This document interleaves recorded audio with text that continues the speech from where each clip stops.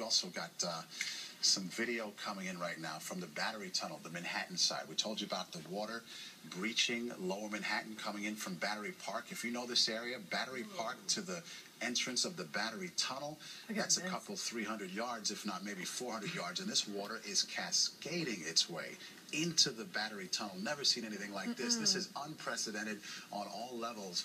And as Elise was pointing out, water finds its way to the lowest point and just kind of keeps on gushing. And that is really just something to behold. Yes, this is the video that Elise was talking about that they captured once they left Battery Park.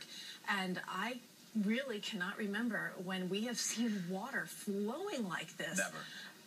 In Lower Manhattan. No, I mean, we were just in this area, Maurice, for the Steven Siller Tunnel to Towers run, and this is where we set up shop. This is where our stage is set up to greet all of the runners at the finish line, and this is now inundated with water pouring into the Holland Tunnel, a tunnel thankfully that was closed earlier today. Officials closing it for everyone's safety, and this is their proof and the reason why. And when we look at this water, we're talking about a record surge coming into the area by 2 feet.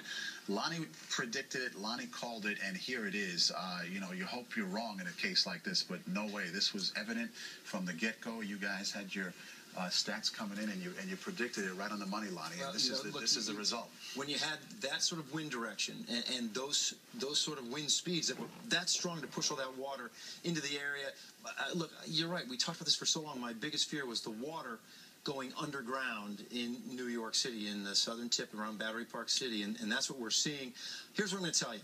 You're dealing with the worst of it right now. I think that you're going to continue to crest out there. You'll probably pick up another 6 inches out of this storm surge, and then the tide starts to go out. As a matter of fact, the tide's still rising, guys. If you can believe this, it's going to rise for probably, I think I have another 4 minutes of a rise. So you just keep throwing more water on that.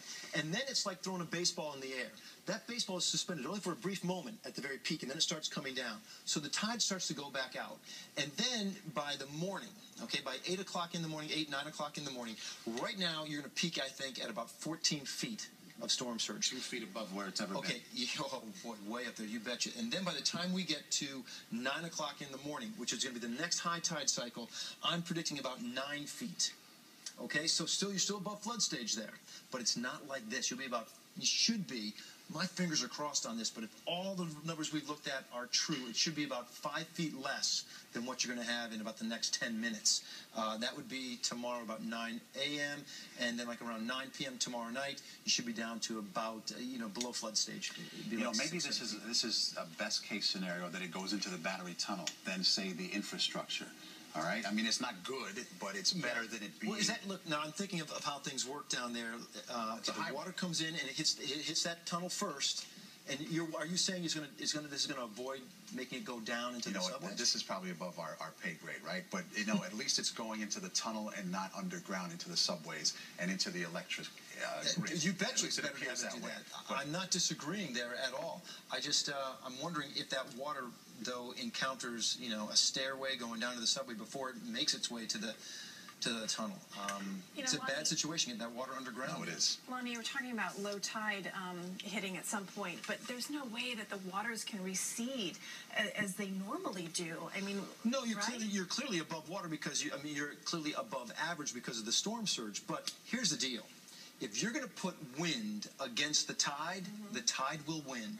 As strong as those winds can blow, the tide will win. I mean, as strong as those winds were, guys, before we put high tide on top of this, we weren't dealing with this. This is a case of the surge coming in at the absolute wrong time. All those strong winds came in when we had a high tide, an astronomical high tide, extra high because of a full moon overhead. Everything that could work against us has been working against us. I kind of like what Maurice is saying is, hey, look, maybe this is the best place that water could go. If we are putting it down into the Battery Tunnel, the Brooklyn Battery Tunnel, as opposed to down to a subway, you betcha I think that's better. But we'll have to see how that plays out. I can't guarantee that, guys. I don't think that's going to be the case. Yeah. Okay, Lonnie, we're looking for this water to recede at some point. We're going to follow this. We're going to follow every aspect of this story around the tri-state area. Sandy slamming us. We'll be right back.